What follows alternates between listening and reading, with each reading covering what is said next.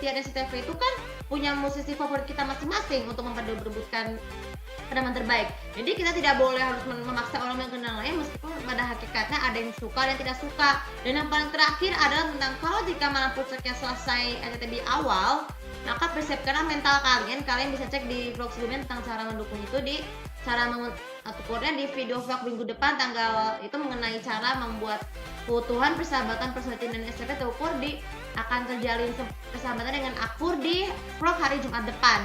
Oke, untuk video kalian juga bisa bermanfaat dan jangan lupa sebagai follow sosial mediaku, komen dan tuliskan cerita lebih tahu bagaimana cara dari kalian untuk bagaimana cara melakukan duel sengit antara Personaliti RCTI dan SCTV menurut kalian dengan cara yang berbeda, baik itu secara sosial media maupun secara langsung. Dan jangan lupa sebiasa follow sosial mediaku. Terima kasih sekali lagi follow sosial mediaku untuk mendapatkan fitnah aku. Terima kasih. Assalamualaikum warahmatullahi wabarakatuh.